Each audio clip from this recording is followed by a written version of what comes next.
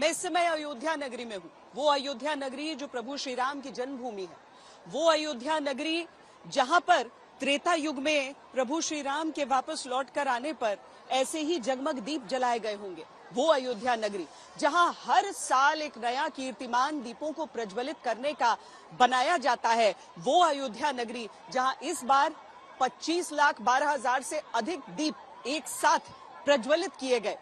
इसी अयोध्या नगरी में प्रभु श्री राम, जानकी और हनुमान जी की पूजा करने के बाद योगी आदित्यनाथ ने कहा, हमने जो कहा वो करके दिखाया, अब अयोध्या की बारी है। इस बयान के बहुत मायने निकाले जा रहे हैं। प्रथम संस्करण में जब हम लोग आए थे, राम कथा मंडप भी छोटा था, भीड़ में उत्साह था, लेकिन एक ही स्वर गूंजता था और वह स्वर एक ही गूंज रहा था, एक ही नारा लग रहा था। वह नारा था, चाहे वह संतों की ओर से, चाहे वह भक्तों की ओर से, एक ही नारा था कि योगी जी एक काम करो, मंदिर का निर्माण करो। एक ही स्वर गूंज रहा था और मैंने उनको उस समय कहा था, विश्वास करिए। विश्वास किया तो पूरा हुआ भरोसा। इसी अयोध्या में 9 महीने पहले 22 जनवरी को रामलला अपने राम मंदिर में 500 वर्ष बाद विराजमान हो पाए। इसी मंच पर उस समय कहा था, पूज्य संतों की उपस्थिति में कहा था कि योगी जी एक काम करो, मंदिर का निर्माण करो। बहनों और भाइयों, मंदिर का निर्माण तो हो गया है, रामलला भी विराजमान हो गए। सच में अयोध्या सिर्फ दीपों से नहीं चमकती। अयोध्या की जगमगाहट सिर्फ लेजर लाइट से नहीं, राम नगरी 31,000 करोड़ की विकास योजनाओं के दम से चमकती है। और तब मुख्यमंत्री अयोध्या की जनता के सामने एक ऐसी बात कहते हैं जिसके कई मायने हैं। ये डबल इंजन की सरकार ने जो कहा था वह तो करके दिखा दिया। अब अयोध्या की बारी है। अयोध्या को फिर से अपने आप को साबित करने की बारी है। और याद रखना, ये मां सीता की अग्नि परीक्षा बार बार नहीं होनी चाहिए। हमें इस अभिशाप से निकलना ही होगा। अयोध्या को भव्य और दिव्य रूप देना ही होगा। इसके लिए अयोध्या वासियों को एक बार फिर से आगे आना होगा और इसी के लिए आज हम आपको एहसास कराने के लिए आए हैं। अब अयोध्या की बारी है। ये कहते हुए मुख्यमंत्री की मंशा क्या जगमगाती रोशनी से नहाती अयोध्या के सुंदर रूप को दिखाते हुए पूछा जाता है, जहाँ इतना विकास और रोशन हुआ वहाँ बार बार अग्नि परीक्षा क्यों?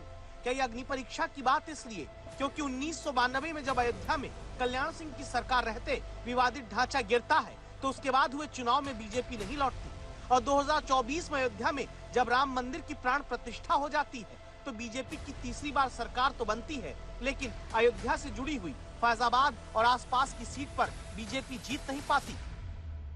अब तो रामलला विराजमान हो चुके हैं और मैं आप सबसे आह्वान करूंगा, अब अवसर है।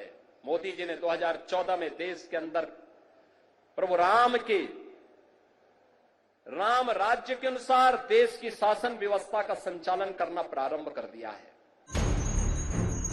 दरअसल अयोध्या से जुड़ी फैजाबाद लोकसभा सीट पर बीजेपी की इस बार हार होने के बाद पूरे देश में अयोध्या को लेकर बीजेपी को ही घेरने का काम विपक्ष ने किया। जो करते थे किसी को लाने का दावा, वो हैं खुद किसी के सहारे के लाचार।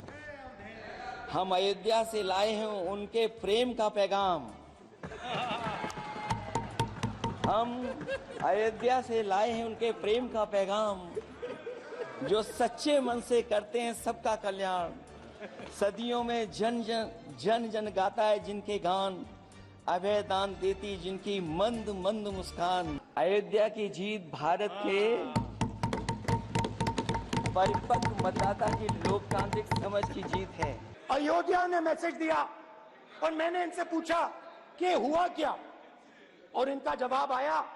मैंने उनसे पूछा कि आपको कब पता लगा कि आप अयोध्या में जीत रहे हो, और आपने कहा पहले दिन से मुझे पता था। जिस अयोध्या पर एक हार के बाद विपक्ष घेरता है, वहां अब मुख्यमंत्री पूछते हैं, जो सनातन के बैरियर हैं, जो राम के अस्तित्व पर सवाल उठाते रहे, क्या अब भी उन्हें जवाब अयोध्या नहीं देगी?